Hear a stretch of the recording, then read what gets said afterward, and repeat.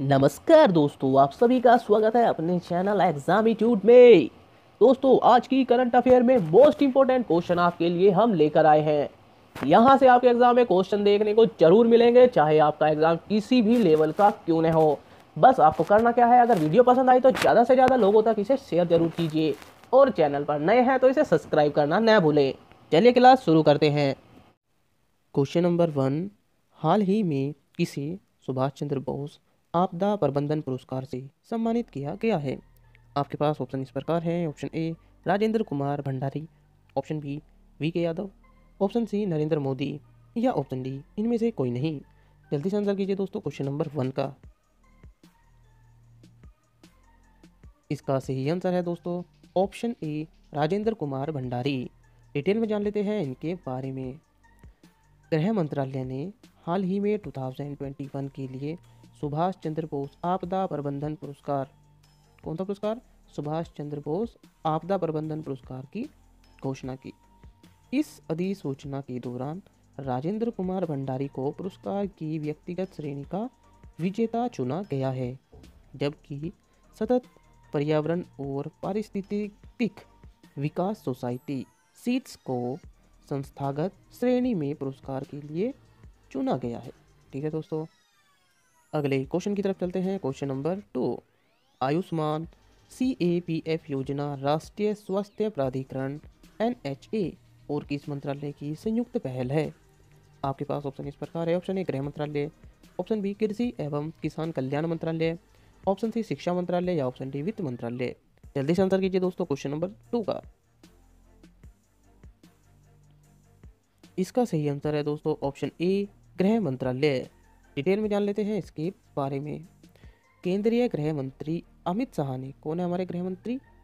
अमित शाह ने आयुष्मान CAPF योजना launch की, जिसे केंद्रीय सशस्त्र बलों पुलिस बलों CAPF के लगभग 10 लाख कर्मियों और उनके परिवार के सदस्यों को लाभ मिलेगा। इसके द्वारा आयुष्मान CAPF योजना के द्वारा यह योजना गृह मंत्रालय के एक साथ राष्ट्रीय स्वास्थ्य प्राधिकरण की एक संयुक्त पहल है।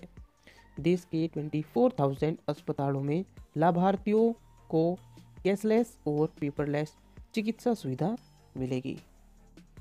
अगले क्वेश्चन की तरफ चलते हैं दोस्तों। क्वेश्चन नंबर 3, शगुन किस भारतीय राज्य केंद्र शासित प्रदेश की एक प्रमुख योजना है? आपके पास ऑप्शन इस प्रकार है। Option A Delhi, option B Kerala, option C Assam या ऑप्शन डी पंजाब। जल्दी से आंसर कीजिए दोस्तों क्वेश्चन नंबर 3 का।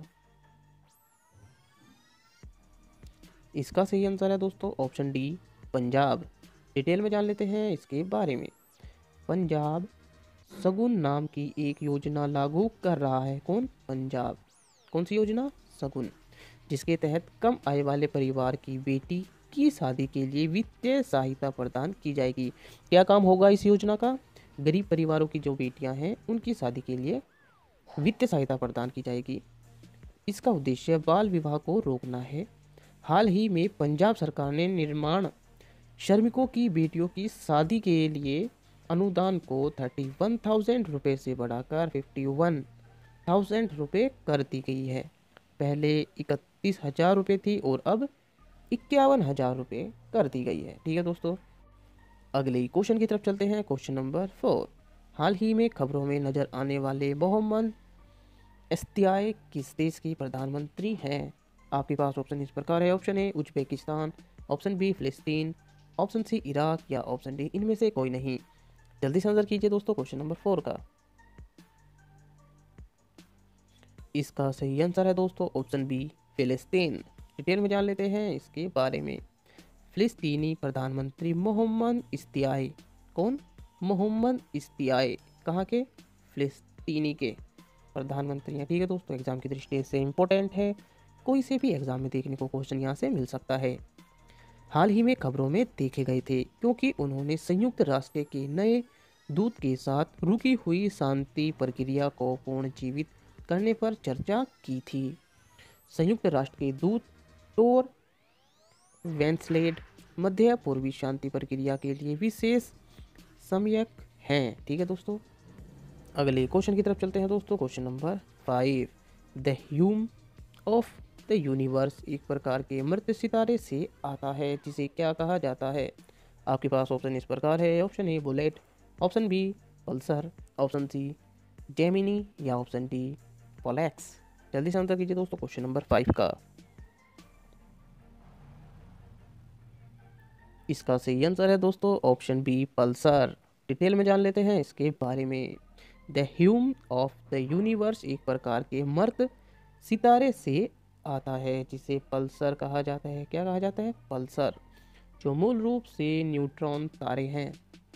वे इस तरह से उन्मुख होते हैं कि वे अपने डंडे से रेडियो तरंगों के बीच को घुमाते हैं। इसका पता हाल ही में उत्तर अमेरिकी nanohertz observatory for gravitational wave NANOGrav के द्वारा लगाया गया था। वैज्ञानिकों के अनुसार गुरुत्वाकर्षण द्वारा तरंगों का निर्माण किया गया था। ठीक है दोस्तों, अगली क्वेश्चन की तरफ चलते हैं दोस्तों। क्वेश्चन नंबर 6, 2010 में संयुक्त राज्य अमेरिका और किस देश के बीच नई स्टार्ट संधि पर हस्ताक्षर किए गए थे। आपके पास ऑप्शन इस प्रकार है। Option A France, option B रूस, ऑप्शन सी भारत या ऑप्शन डी चीन। जल्दी से आंसर कीजिए दोस्तों क्वेश्चन नंबर 6 का। इसका सही आंसर है दोस्तों ऑप्शन बी रूस। डिटेल में जान लेते हैं इसके बारे में। 2010 में संयुक्त राज्य अमेरिका और रूस के बीच नई स्टार्ट संधि पर हस्ताक्षर किए गए थे। यह संधि 2011 में लागू हुई थी। हस्ताक्षर कब हुए थे? 2010 में। और लागू कब हुई? 2011 में। अमेरिका और रूस द्वारा परमाणु हथियार उत्पादन और उपयोग को कम करने के लिए इस संधि पर हस्ताक्षर किए गए थे। ठीक है दोस्तों, अमेरिकी राष्ट्रपति जो बाइडेन ने हाल ही में स्टार्ट संधि को 5 साल तक बढ़ाने का प्रस्ताव दिया। कौन है अमेरिका के राष्ट्रपति? Joe Biden. कौन सा है? Joe Biden. रूस ने इस प्रस्ताव का स्वागत किया है। दोस्तों, अगर अभी तक किसी ने चैनल को सब्सक्राइब नहीं किया है तो प्लीज़ चैनल को सब्सक्राइब कर ले, और वीडियो पसंद आ रही है तो इसे ज़्यादा से ज़्यादा शेयर जरूर करें। अगले क्वेश्चन की तरफ चलते हैं दोस्तों। क्वेश्चन नंबर 7, ओकेरिया जोसी किसकी प्रजाति का एक प्रकार है। आपके पास ऑप्शन इस प्रकार है। ऑप्शन ए चींटी, ऑप्शन बी छिपकली, ऑप्शन सी मधुमक्खी या ऑप्शन डी सांप। जल्दी से आंसर कीजिए दोस्तों क्वेश्चन नंबर 7 का। इसका सही आंसर है दोस्तों ऑप्शन ए चींटी। डिटेल में जान लेते हैं थोड़ा इसके बारे में। भारत में एक दुर्लभ चींटी जिन्स की 2 नई प्रजातियों की खोज की गई है। ओकेरा जोसी एक प्रकार की चींटी है। यह 2 नई चींटी प्रजाति ऐसी पहली प्रजाति है जिसकी जीन्स में 10 खंडों वाले एंटीना हैं। कितने? जीन्स में 10 खंडों वाले। केरल के पेरियार टाइगर रिजर्व में ओकेरा जोसी पाई गई है। इसका नाम प्रोफेसर अमिताभ जोशी के सम्मान में ओकेरिया जोशी रखा गया है। Amitabh Joshi Jawaharlal Nehru centre for advance scientific research JNCAR के एक जीव विज्ञानी हैं। ठीक है दोस्तों, अगले क्वेश्चन की तरफ चलते हैं। Question number 8, fair share for children अभियान को किसके द्वारा शुरू किया गया है। आपके पास ऑप्शन इस प्रकार है। Option A Amitabh Bachchan, option B Smriti Irani या ऑप्शन सी कैलाश सत्यार्थी या ऑप्शन डी अरुंधति रे। जल्दी से आंसर कीजिए दोस्तों क्वेश्चन नंबर 8 का। इसका सही आंसर है दोस्तों option C Kailash Satyarthi. Detail में जान लेते हैं इनके बारे में। नोबेल शांति पुरस्कार से सम्मानित। कौन से नोबेल शांति पुरस्कार से सम्मानित?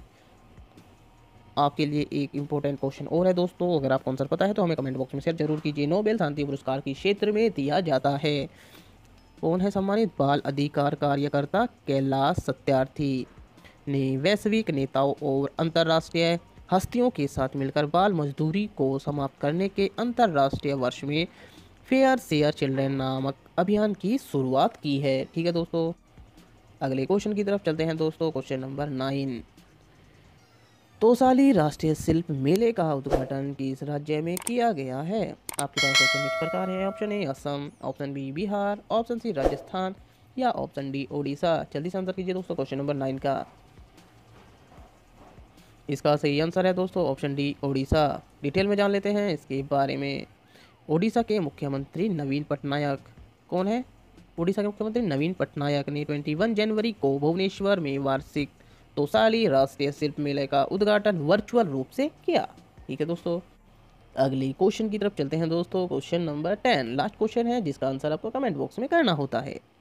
मीरकट रेडियो टेलीस्कोप किस देश में स्थित है? आपके पास ऑप्शन इस प्रकार है। Option A America, option B दक्षिण अफ्रीका, ऑप्शन सी मलेशिया या ऑप्शन डी न्यूयॉर्क। दोस्तों जैसे कि आपको सभी को पता है, क्वेश्चन ऑफ द डे का आंसर आपको कमेंट बॉक्स में करना है। दोस्तों अगर आपको हमारी वीडियो पसंद आ रही है तो इसे ज़्यादा से ज़्यादा शेयर जरूर कीजिए, और हमारे वीडियो से आपके एग्जाम में क्वेश्चन देखने को जरूर मिलेंगे, चाहे आपका एग्जाम किसी भी लेवल का क्यों न हो। दोस्तों चैनल को सब्सक्राइब करना बिल्कुल न भूलें और बने रहिए हमारे साथ। जय हिंद, धन्यवाद।